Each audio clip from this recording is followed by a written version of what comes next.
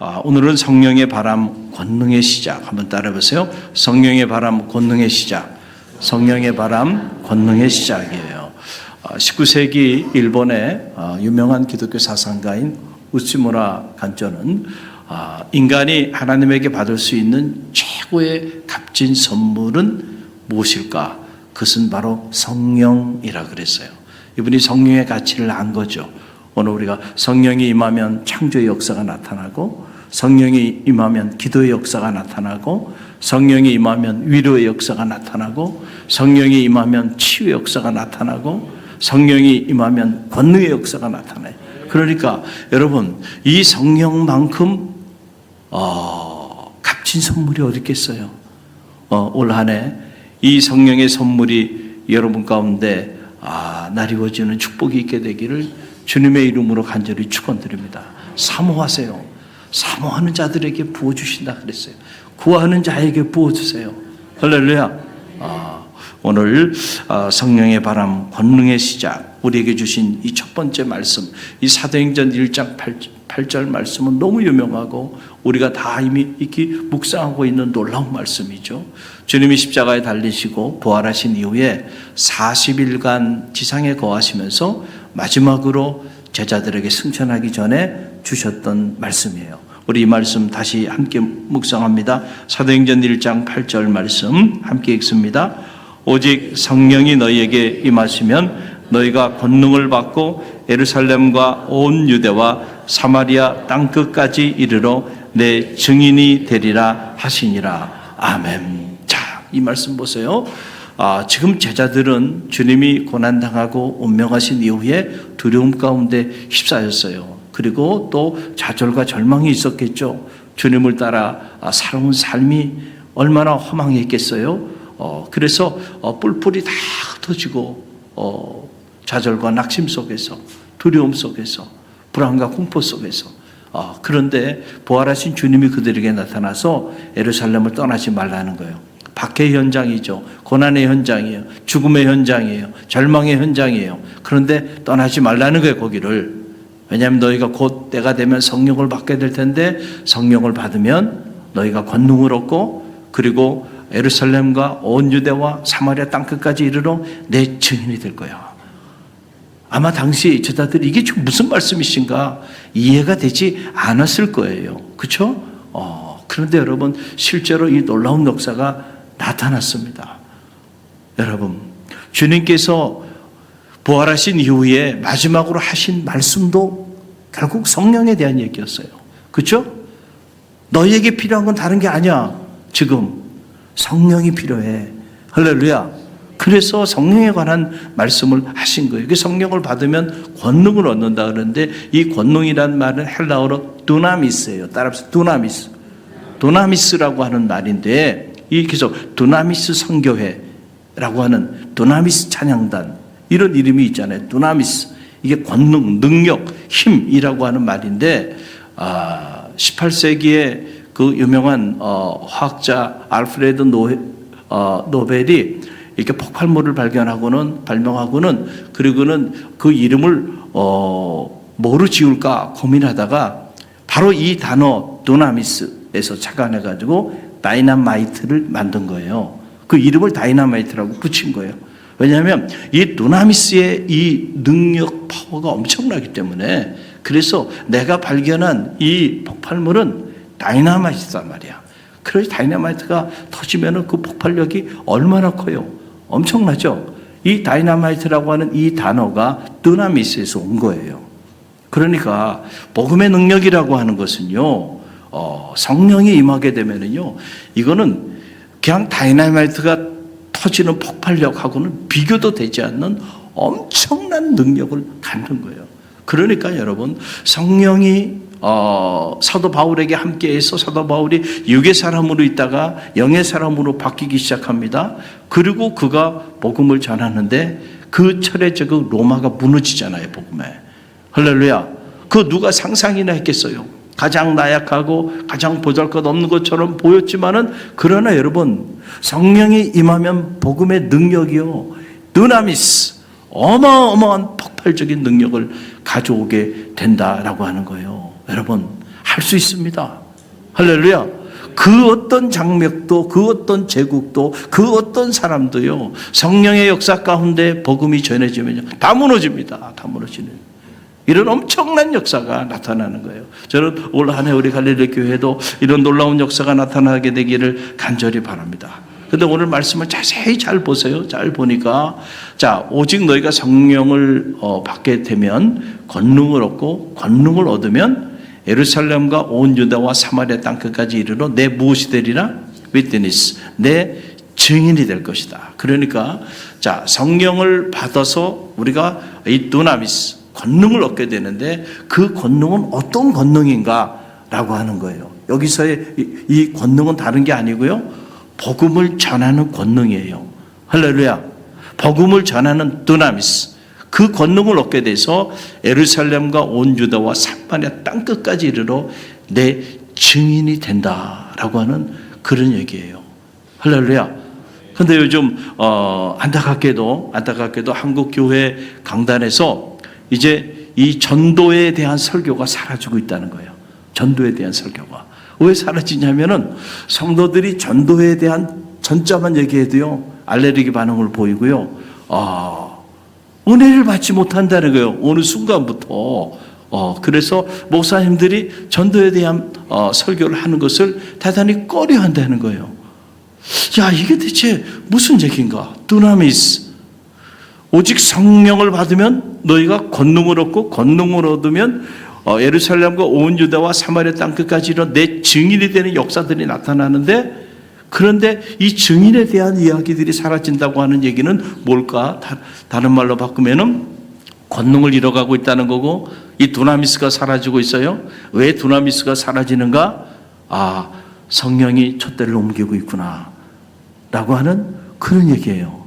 여러분이 성령 충만합니까? 어떤 분이 내가 좀 성령 충만해요. 성령, 정말 귀신도 영이 있어요. 우리가 어떤 영을 받느냐가 중요해요. 하나님의 영, 그 영이 여러분에게 임하면요, 여러분은 반드시 권능을 받게 되고, 그 권능을 얻어서 여러분들은 어떤 모습으로든 주님을 증언하는 증인이 됩니다. 간증자가 됩니다. 할렐루야. 그러면 그 사람은 진짜 하나님의 영에 충만한 사람, 정말로 성령 충만함을 받은 사람이에요. 우리가 이게 말씀대로, 말씀을 보면은 그 역사가 나오는 거예요. 여러분, 그래서 주님께서 내가 이를 위하여 왔노라, 한 영혼을 구원하기 위하여 이른 새벽 미명에 한적한 곳에 가셔서 기도하시고 그분의 일상을 보면, 그리고 하루 종일 이 마을 저 마을로 다니면서 전도하셨다. 내가 이를 위하여 왔다. 잃어버린 한 영혼을 찾기 위하여 왔다. 생명을 살리기 위해서 주님이 오셨다는 거예요.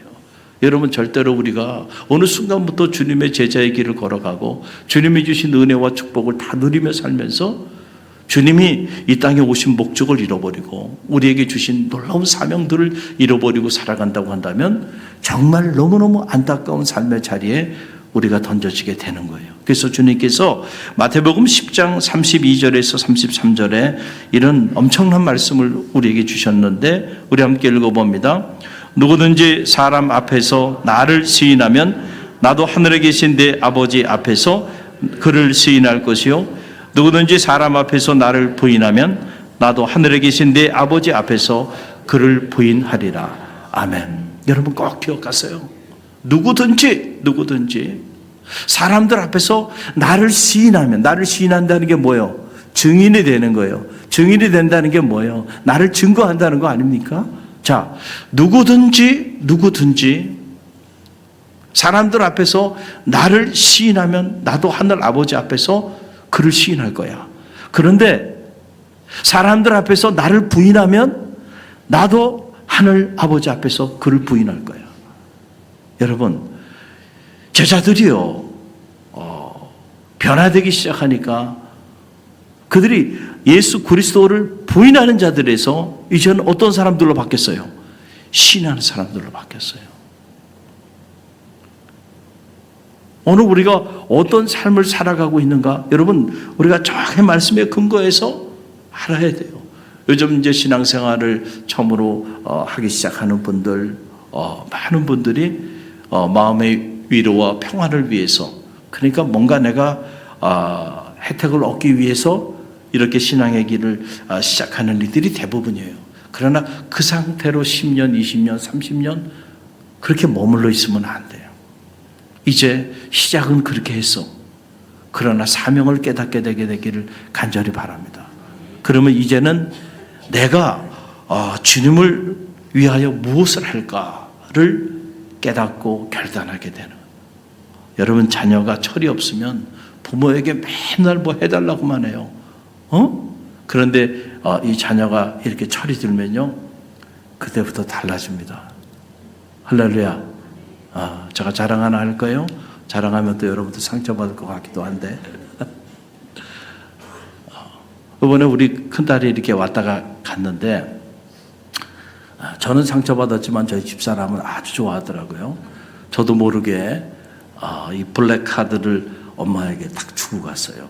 자기 카드 필요할 때 쓰시라고. 여러분도 상처받아요? 근데 저는 몰랐어요. 나한테는 안 주더라고요. 자기 엄마한테만 주고 가더라고요. 그런데도 마음에 기쁨이 있더라고요. 이제 다 컸구나. 그치? 부모에게 뭘 받으려고 하지 않고 뭘 해줄까를 생각해야 돼요. 뭘 해줄까를. 철이 들면 이렇게 되는 거예요. 할렐루야. 여러분, 우리가 신앙생활 하면서도요, 우리가 처음에는 뭔가 교회가 나한테 왜 이것도 안 해주고 저것도 안 해주고 맨날 이렇게 받을 것만 생각해. 근데 이렇게 신앙생활 하면서 성숙해지기 시작하면요, 그때부터 내가 교회를 위해서 뭘 할까? 할렐루야. 내가 주님을 위해서 뭐를 할까? 그걸 생각하게 된다니까. 그게 다른 게 아니라 사명이에요. 사명. 할렐루야. 그래서 여러분, 오늘 이 주님께서 마지막 지상사역을 마감하시면서 28장 18절에서 20절 말씀에 우리 모두에게 주신 사명이죠. 함께 읽어봅니다.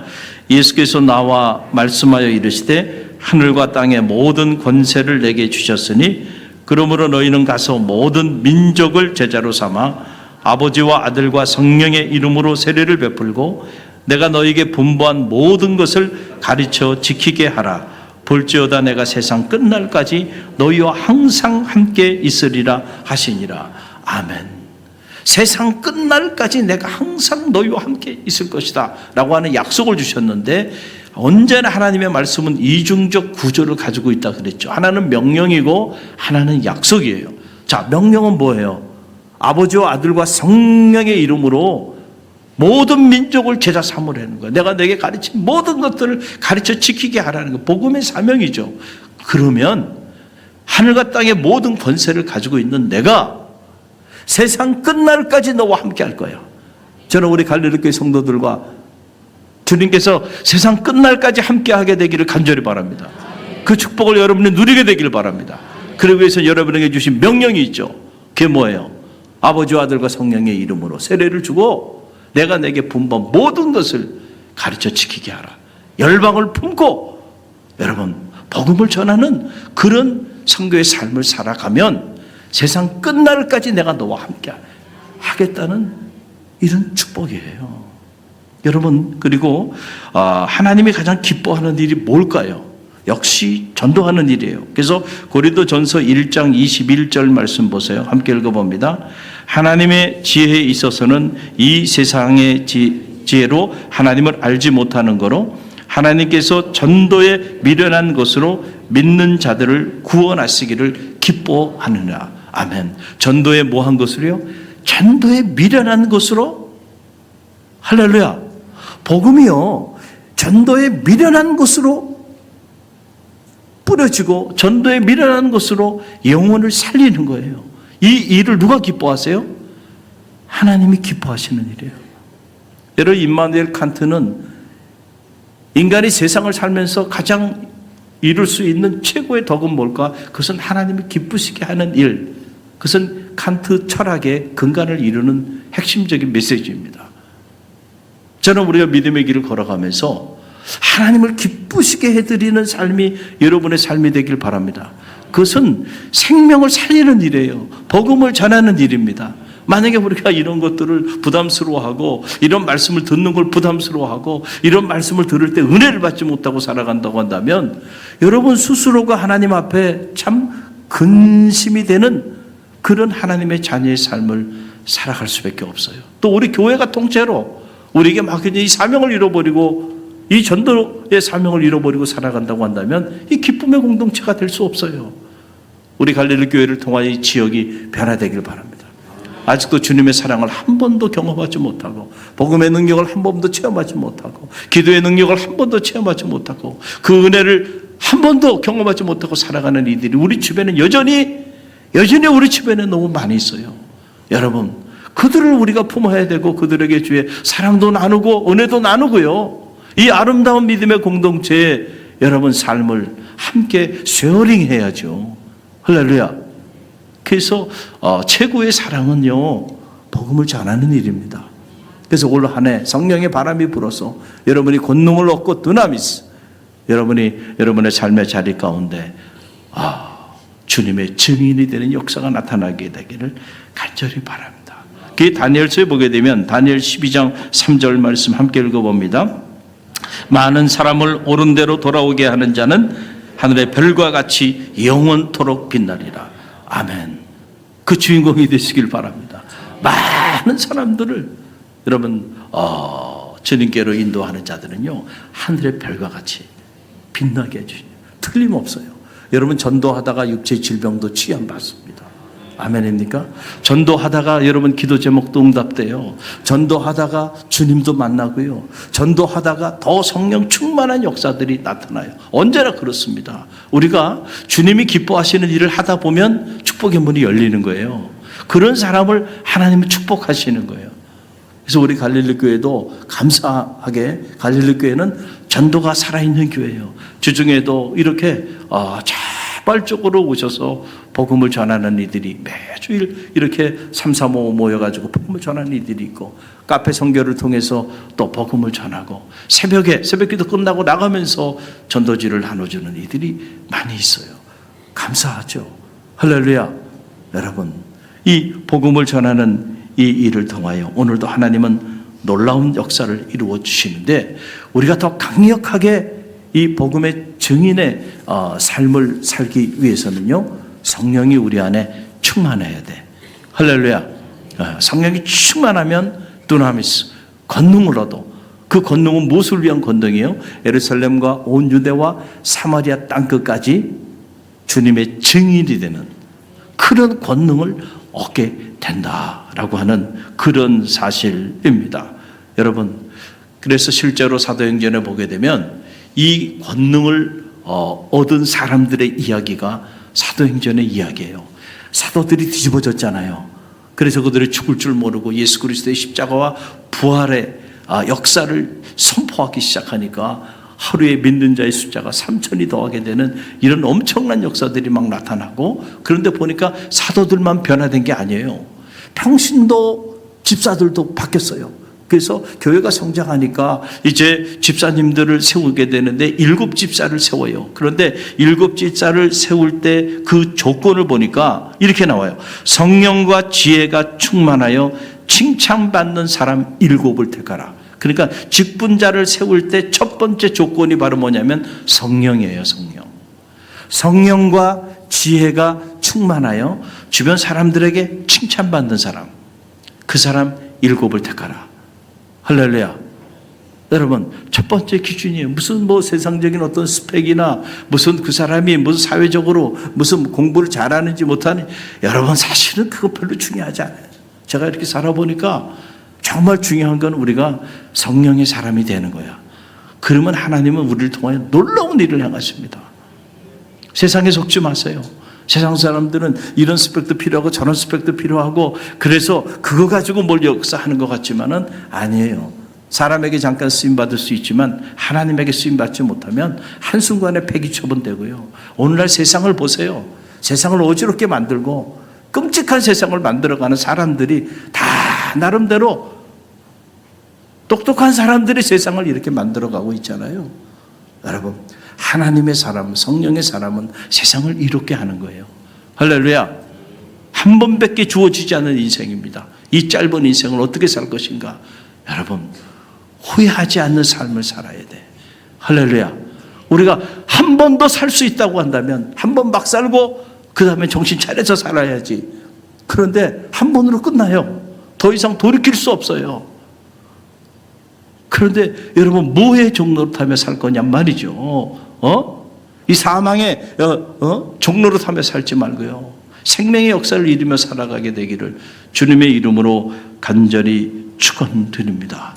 그래서 제가 돌아보면 행복해요. 여러분도 제가 행복하다니까 갑자기 또 분위기가 싸해지시네. 왜 이렇게 시기와 질투가 강하시지?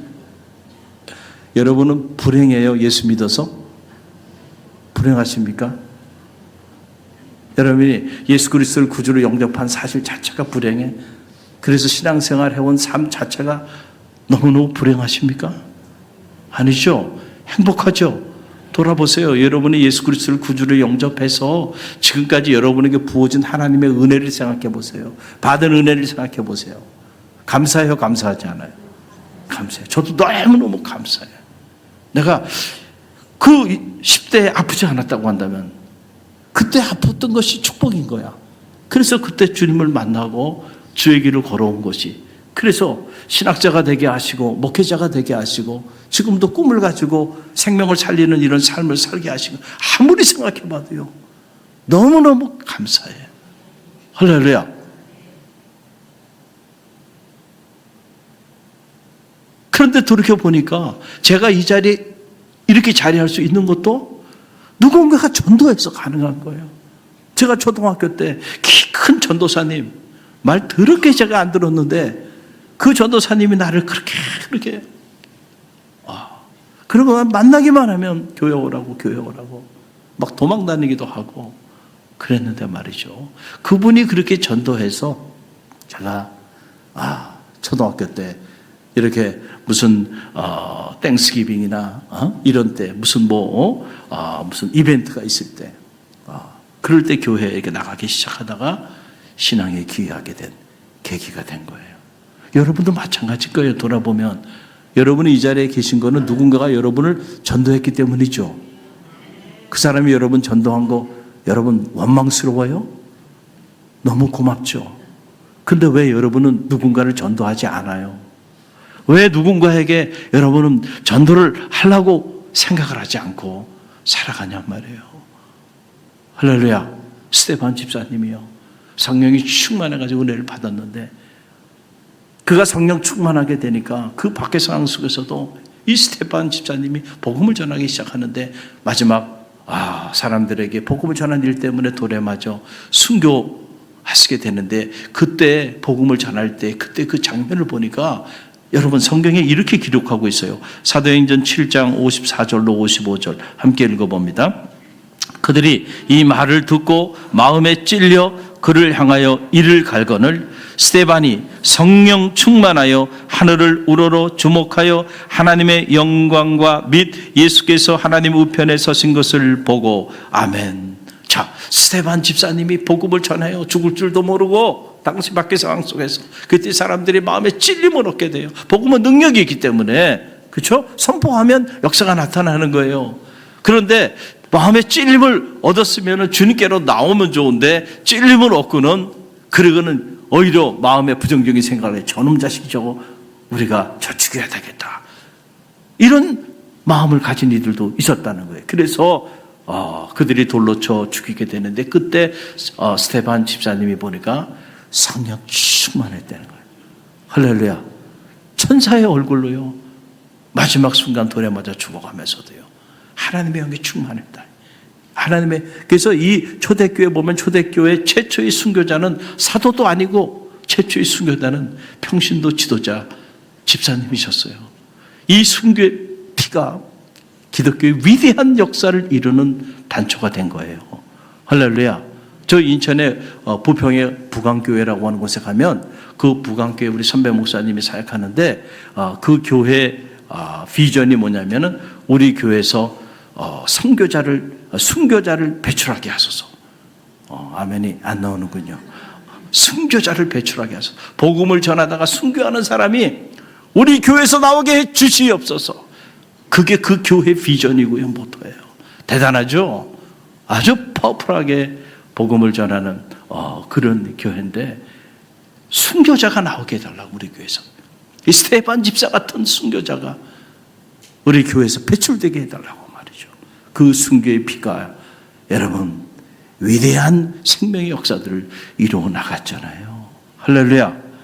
여러분 전 주중대사를 역이셨고 통일부 장관을 역임하셨던 김하중 장로님, 여러분 잘 알고 계실 거예요. 이분이 온누리 교회 장로님으로 계신데 이분이 쓴 책 중에 하나님의 대사라고 하는 책이 있고 그 책의 부제를 보게 되면 성령의 사람, 성령의 사람이라고 하는 부제를 가지고 있어요. 이분이 이 책에 보게 되면 이런 얘기를 해요. 혼으로 기도하지 말고 영으로 기도하라. 할렐루야. 그러니까 혼으로 기도하는 사람들이 있어. 능력이 나타나지 않아. 근데 영으로 기도하는 사람에게는 능력이 나타난다는 거예요. 할렐루야. 그래서 성령 충만한 사람, 그렇죠? 늘 성령에 따라 살아가는 사람, 그 삶에 대한 얘기를 해요. 내가 이번 주일날 이분에 대한 얘기를 좀 더 자세히 해드릴 텐데, 자, 이분이 이 책의 서두에서 이렇게 말합니다. 하나님, 혼으로 기도하지 말고 영으로 기도하라고 말하면서 성령의 사람이 되면 우리 삶의 변화가 나타나는데 우리 모두는 우리의 일터와 삶의 자리에서 하나님의 대사로 바뀐다는 거예요. 성령의 사람이 되면 내 일터와 삶의 자리에서 하나님의 대사, 우리가 다 하나님의 대사라는 거예요. 하나님에 대하여 우리가 증언하는 대사들이 되는. 그래서 내 일터에서 내 직장에서 하나님을 대변하는 사람들로 바뀌게 된다. 그러면서 하시는 말씀이 하나님께서 영으로 기도하는 하나님의 대사들을 우죽순처럼 일으켜 주시기를 간절히 소망합니다. 할렐루야. 우죽순처럼 성령으로 기도하는 사람들을 통하여 자기 삶의 자리 속에서 하나님을 드러내는 그런 하나님의 대사들이 우죽순처럼 일어나기를 간절히 열망한다. 할렐루야. 저는 우리 갈릴리교회 모든 성도들이 각자의 삶의 자리 속에서 2025년 하나님의 대사들이 되시기를 간절히 바랍니다. 할렐루야. 여러분 성령이 임하니까 어느 교회에서 있었던 일이에요? 어느 교회에서 성령이 임하니까 이제 전도 역사들이 막 나타나기 시작한 거예요. 왜? 두나미스, 권능을 얻으니까 복음을 전하기 시작하는 거예요. 근데 한 분이 매일같이 성경을, 이분이 7장씩 이렇게 성경을 읽고 살아가는데 어느 날 기도하는 중에 성령께서 마음에 울림을 주시더라고요. 맨날 성경만 통독하면 뭐 하냐는 거야. 복음을 전해야지. 복음을 전하지 않고 맨날 성경만 통독하고 있는 거예요. 그래서 자기가 하루에 7장씩 성경을 통독하고 있는데 어느 날 성령께서 마음에 그런 울림을 주시더래요. 그래서 이분이 결심을 해가지고 어떻게 하냐면은 하루에 내가 7장 말씀 묵상하고 7명 만나고 7명에게 전도지를 나눠주겠다. 할렐루야. 그래서 실제로 하루에 7장 말씀 통독하고 그리고 7명을 만나서 7명에게 7장 전도지를 나눠주기 시작한 거예요. 자, 그러면 여러분 이분이 1년이 되면 몇 사람에게 전도지를 나눠준 거예요? 계산이 어렵죠? 2,555명에게 뭘 나눠준 거예요? 전도지를 나눠준 거예요. 할렐루야. 여러분, 복음의 씨앗은 능력이 있어요. 그래서 그냥 우리가 뿌리면 역사는 하나님이 하세요. 여러분, 농부가 생명의 역사를 할 수 있는 능력이 있는 게 아니에요. 농부는 그냥 좋은 종자, 좋은 씨, 여러분 겨울에 잘 보관했다가 봄이 되면 그저 밭에 뿌리기만 하면요, 거기 생명의 역사가 나타나게 하는 것은 하나님이 하시는 거예요. 중요한 건 내가 정말 뿌리고 있느냐라고 하는 거예요. 여러분 한 해를 돌아보세요. 2024년 여러분은 도대체 얼마나 많은 사람들에게 여러분 복음의 씨앗들을 뿌렸습니까? 돌아보면은 참 부끄러울 수밖에 없어요. 그렇죠? 그러나 2025년은 변화되게 되기를 간절히 바랍니다. 할렐루야. 여러분들이 일상에서, 여러분의 직장에서, 삶의 터전에서, 그걸 통해서 여러분의 일터 선교사로 하나님이 그래서 여러분에게 직장도 주시고 사업체도 축복해 주시고 그걸 통해 사람들도 만나게 해 주셨는데 거기서 여러분들이 하나님의 대사로서 복음을 증거하는 증인의 삶을 살아야 돼요. 그런데 그렇게 살아가고 있지 않다고 한다면 여러분, 내가 성령의 사람이 아니구나. 이제 올 한 해는 오직 성령이 내게 임하셔서 내가 드나미스 권능을 얻어서 내가 예루살렘과 온 유대와 사마리아 땅끝까지 이르러 복음을 증언하는 증인이 돼서 하늘의 별과 같이 빛나리라.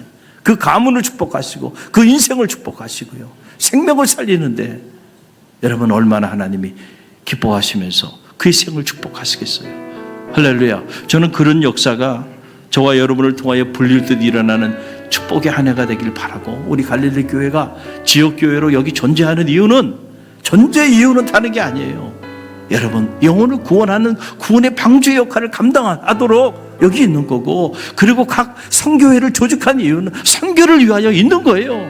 선교회가 선교를 하지 않는다고 한다면 여러분